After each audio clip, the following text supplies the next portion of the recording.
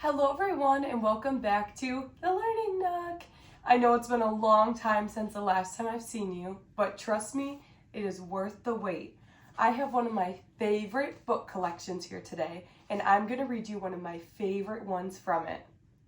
Today we're going to be reading Miss Nelson is Missing. So join us in for all the fun. Okay, so here is Miss Nelson is Missing by Harry Allard and James Marshall. Let's hop into one of my favorite books. The kids in room 207 were misbehaving again.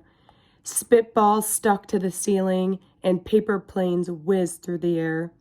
They were the worst behaved class in the whole school.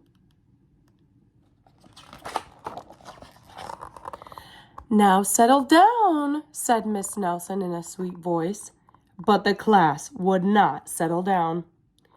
They whispered and giggled. They squirmed and made faces.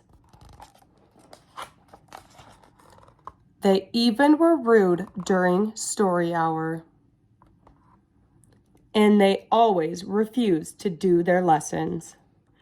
"Something will have to be done," said Miss Nelson. The next morning, Miss Nelson did not come to school. "Wow," the kids yelled. "Now we can really act up." They began to make more spitballs and paper planes. "Today, let's just be terrible," they said. "Not so fast," hissed an unpleasant voice. Uh-oh. A woman in an ugly black dress stood before them. "I am your new teacher, Miss Viola Swamp," as she rapped the desk with her ruler.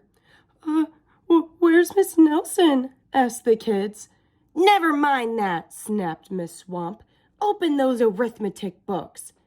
Miss Nelson's kids did as they were told. They could see that Miss Swamp was a real witch.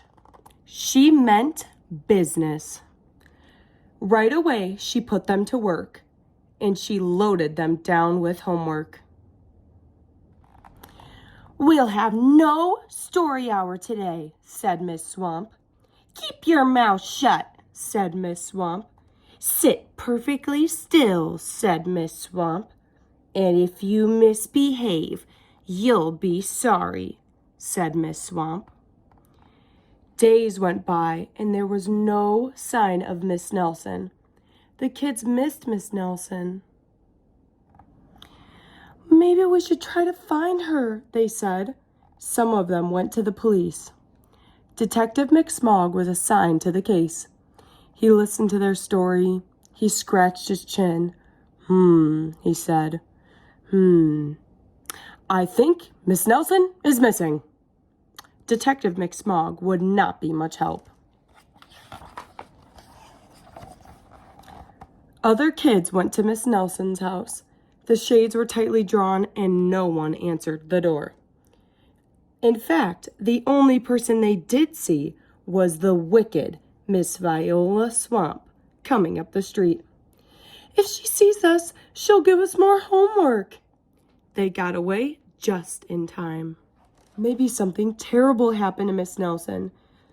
"Maybe she was gobbled up by a shark," said one of the kids, but that didn't seem likely. "Maybe Miss Nelson went to Mars," said another kid, but that didn't seem likely either. "I know," exclaimed one know-it-all.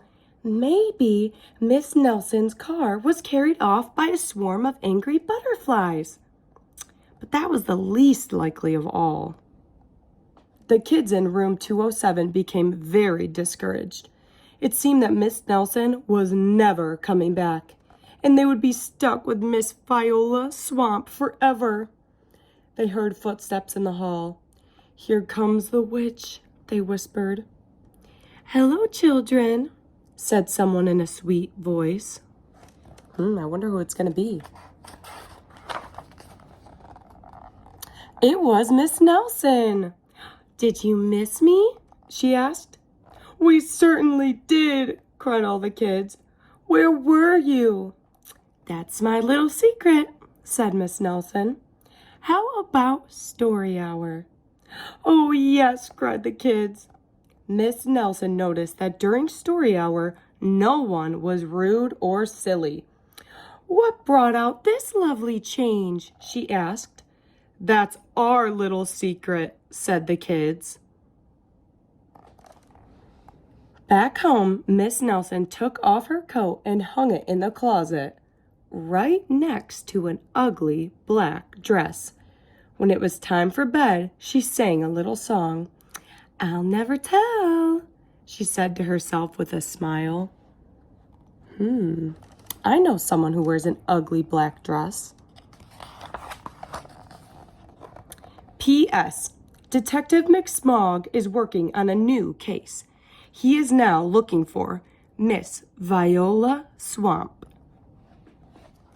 All right, my friends, I hope you enjoyed that book as much as I did, and I can't wait to see you guys next time at the Learning Nook.